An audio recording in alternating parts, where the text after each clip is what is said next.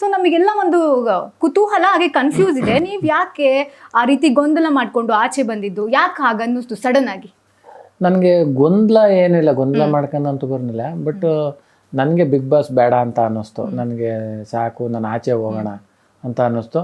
ಅದರಿಂದ ನಾನು ಬಿಗ್ ಬಾಸ್ದಿಂದ ನಾನೇ ಹೋಗ್ತೀನಿ ಅಂತ ಹೇಳ್ಬಿಟ್ಟು ಬಂದೆ ಮೇಡಮ್.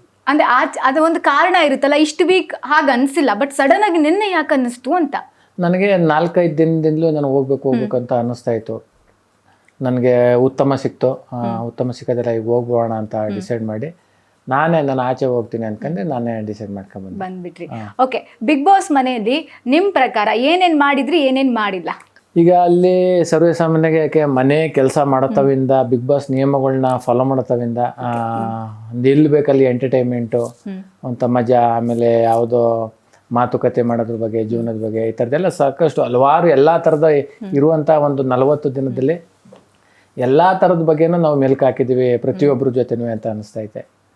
ಓಕೆ, ಇವಾಗ ಎಂಟರ್ಟೈನ್ಮೆಂಟ್ ಅಂತ ಬಂದರೆ ಆಚೆ ಸಿಕ್ಕಾಪಟ್ಟೆ ಎಂಟರ್ಟೈನ್ ಮಾಡಿದ್ರಿ, ನಮ್ಮನ್ನಂತೂ ರಂಜಿಸ್ಬಿಟ್ಟಿದ್ದೀರಾ, ನಗ್ಸ್ಬಿಟ್ಟಿದ್ದೀರಾ. ಬಿಗ್ ಬಾಸ್ ಮನೆ ಒಳಗಡೆ ಹೋದಾಗ ಎಲ್ಲೋ ಒಂದು ಕಡೆ ಸೈಲೆಂಟ್ ಆಗಿದ್ರು ಅಂತ ನನಗೆ ಅಂತೂ ಅನ್ನಿಸ್ತು. ಯಾಕೆ ಸೈಲೆಂಟ್ ಆಗಿದ್ರಿ? ಯಾಕೆ ಜಾಸ್ತಿ ಅಂದರೆ ಕಾಮಿಡಿ ಮಾಡೋದಾಗಿರ್ಬೋದು, ಅಂದರೆ ನೀವು ಹಾಗೆ ಗಿಲ್ಲಿ ಇಬ್ಬರು ಕೂಡ ಒಂದೇ ಪ್ಲ್ಯಾಟ್ಫಾರ್ಮಿಂದ ಬಂದಿರೋದ್ರಿಂದ ನಮಗೆ ಇನ್ನೂ ಕಾಮಿಡಿ ಎಕ್ಸ್ಪೆಕ್ಟ್ ಮಾಡ್ತಾ ಇದ್ವಿ ನಾವು. ಸೊ ಯಾಕೆ ಒಂದು ಕಡೆ ಗಿಲ್ಲಿ ಅವರೇ ಜಾಸ್ತಿ ಹೈಲೈಟ್ ಆಗ್ತಿದ್ರು, ಚಂದ್ರಪ್ರಭಾ ಅವ್ರು ಯಾಕೆ ಕಾಣಿಸ್ಕೊಳ್ತಿರ್ಲಿಲ್ಲ ಅಂತ? ನನಗೆ ಅದು ಕಾಮಿಡಿ ವೇದಿಕೆ ಅಂತೂ ಅಲ್ವೇ ಅಲ್ಲ ಮೇಡಮ್. ಯಾಕಂದರೆ ಇಲ್ಲಿ ಕಾಮಿಡಿ ವೇದಿಕೆಗಳಿದೆ, ಗಿಚ್ಚಿಗಿಲಿ ವೇದಿಕೆ, ಇದೆಲ್ಲ ನೋಡಿದಿರಿ. ಒಂದು ಸ್ಕ್ರಿಪ್ಟು ಅಂತ ಕೊಡೋರು, ನಾವು ಅದಕ್ಕೆ ಏನೇನು ಬೇಕು ಎಲ್ಲ ಥರದ ಸಿದ್ಧತೆಯಾಗಿ 30 ನಿಮಿಷ ನಾವು ಸ್ಟೇಜ್ ಮೇಲೆ ಕಾಮಿಡಿ ಆ್ಯಕ್ಟ್ರಾಗಿ ಮಾಡ್ತಾಯಿದ್ದೋ.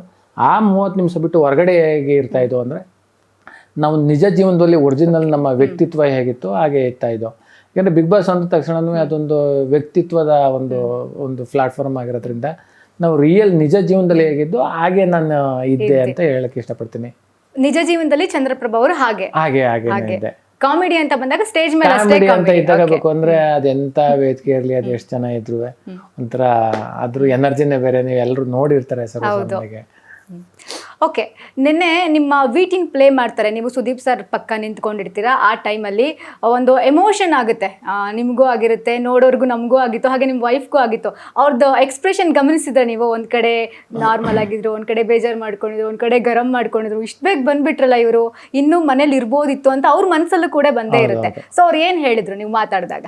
ಇಲ್ಲ, ಅದು ಸರ್ವೇ ಸಾಮಾನ್ಯಗೆ ನಮ್ಮ ತಾಯಿಗೆ ಆಗ್ಬೋದು, ನನ್ನ ತಮ್ಮ ಆಗ್ಬೋದು, ನನ್ನ ಹೆಂಡತಿ ಆಗ್ಬೋದು, ನನ್ನ ಸ್ನೇಹಿತರಿಗೆ, ನಮ್ಮ ಬಂಧು ಬಳಗರಿಗೆ ಎಲ್ರಿಗೂ ನಮ್ಮ ಚಂದ್ರಪ್ರಭಾ ಇನ್ನೂ ಇರಬೇಕಾಗಿತ್ತಲ್ಲ, ಇನ್ನೂ ಆಡಬೇಕಾಗಿತ್ತಲ್ಲ. ಯಾಕಂದರೆ ಇಷ್ಟು ಬೇಗ ಬರುವಂಥ ಸ್ಪರ್ಧಿ ಅಂತೂ ಅಲ್ವೇ ಅಲ್ಲ. ಯಾಕೆಂದರೆ ಇಷ್ಟು ರಿಯಾಲಿಟಿ ಶೋ ಆದಾಗಲೂ ಅವರು ಏನು ಪ್ರತಿಭೆ ಅನ್ನೋದು ಎಲ್ರಿಗೂ ತೋರಿಸಿದ್ದಾರೆ. ತುಂಬ ಎಷ್ಟೋ ಗೆದ್ದಿದ್ದಾರೆ, ಕಾಮಿಡಿ ಅವಾರ್ಡು ಪಡ್ಕೊಂಡಿದ್ದಾರೆ, ಇಲ್ಲೇ ಅನುಬಂಧ ಅವಾರ್ಡಲ್ಲಿ ಎಲ್ಲ ಇದ್ರು, ಯಾಕೆ ಬಂದರು ಅಂತ. ಬಟ್ ಅದೇನೋ ಗೊತ್ತಿಲ್ಲ, ನನಗಂತೂ ಬಿಗ್ ಬಾಸ್ ಬೇಡ. ಬಿಗ್ ಬಾಸ್ ನನ್ನೊಂಥರ್ಗಲ್ಲ. ಬಿಗ್ ಬಾಸ್ ಬೇಡ, ನಾನು ಹೋಗ್ಬೇಕು. ನಾನೇ ಸ್ವಇಚ್ಛೆಯಿಂದ ಎಲ್ಲ ಡೋರ್ ತಗೊಂಡು ಆಚೆ ಬಂದು, ಇನ್ನೊಂದು ಡೋರ್ ಇತ್ತು, ತೆಗೀರಿ ನಾನು ಆಚೆ ಹೋಗ್ಬೇಕು ಅಂತ ಅಂದೆ. ಅಷ್ಟೊತ್ತಿಗೆ ಎಲ್ಲ ನಮ್ಮ ಸ್ನೇಹಿತರೆಲ್ಲ, ಬಿಗ್ ಬಾಸ್ನ ಸ್ನೇಹಿತರುಗಳೆಲ್ಲ ಬಂದು, ಅಣ್ಣ ಯಾಕೆ ಏನಾಯ್ತು, ಏನು ಮಾಡ್ತಾಯಿದ್ರಿ ಹಾಗೆ ಹೀಗೆ ಅಂತ ಎಲ್ಲ ನನ್ನ ಕರ್ಕೊಂಡು ಬಂದರು. ಗಿಲ್ಲಿ ನನ್ನ ತಪ್ಕೊಂಡು ಕರ್ಕೊಬರ್ತಾನೆ. ಅದಾದಮೇಲೆ ಸುದೀಪ್ ಸರ್ ಕೇಳ್ತಾರೆ, ಇಲ್ಲ ಸರ್ ನನಗೆ ಬಿಗ್ ಬಾಸ್ ಬೇಡ ಸರ್, ನಾನು ಹೋಗ್ಬೇಕು ಅಂತ ಹೇಳ್ತೀನಿ. ಅದು ನೀವು ಹೋಗ್ತೀನಿ ಅಂತ ತಕ್ಷಣ ಕಳ್ಸೋಕ್ಕಾಗೋದಿಲ್ಲ.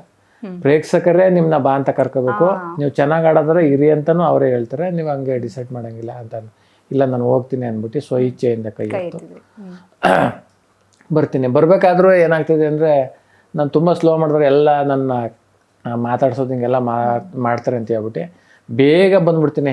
ಬೇಗ ಯಾರನ್ನೂ ಮಾತಾಡ್ಸೋದು ಬೇಡ ಅಂತ ಯಾರನ್ನೂ ನಾನು ಮಾತಾಡ್ಸೋನೂ ಇಲ್ಲ. ಬರಬೇಕಾದ್ರೂ ಗ್ಲಾಸು ತೆಗ್ದು ಇನ್ನೇನು ಆಚೆ ಬರೋಕೆ ಅವಾಗ ರಕ್ಷಿತ ತಬ್ಬಿಟ್ಕೊಬಿಡ್ತಾಳೆ, ಚಂದ್ರಣ್ಣ ಹೋಗ್ಬೇಡಿ ಸಿಕ್ಕಾಪಟ್ಟೆ ಅಳ್ತಿರ್ತಾರೆ ಅವರು, ಹೋಗ್ಬೇಡಿ ಚಂದ್ರಣ್ಣ ಹೋಗ್ಬೇಡಿ, ಏನಾಯ್ತು ನನ್ನ ಜೊತೆ ಮಾತಾಡಿ ತಬ್ಬಿಟ್ಕೊಬಿಡ್ತಾರೆ. ಯಾವಾಗಲೂ ನಾನು ರಕ್ಷಿತನ ಜೊತೆನೂ ನಾನು ಮಾತಾಡೋದಿಲ್ಲ, ಸುಮ್ಮನೆ ಸಲಹೆ ತವ್ರಿ ಒಂದ್ಸಲ ಅಗ್ಮ ಆಗ್ಬಿಟ್ಟು ಕೈನ ಬಿಡಿಸ್ಕೊಂಡು ಬಂದ್ಬಿಡ್ತೀನಿ. ನಾನು ಬರ್ಬೇಕಾದ್ರೆ ನಾನು ಒಂದ್ಸಲ ನೀವು ಬಿಗ್ ಬಾಸ್ ಮನೇನೂ ನೋಡೋದಿಲ್ಲ. ಇಷ್ಟು ದಿನ ಇದ್ದೆ, ಒಂದ್ಸಲ ನೋಡ್ಕೊಳ್ಳೋಣ, ಇನ್ನೊಂದ್ಸಲ ನೋಡೋಕ್ಕಾಗ ಅಂತಲೂ ನಾನು ತಿರುಗಿ ನೋಡಲಿಲ್ಲ.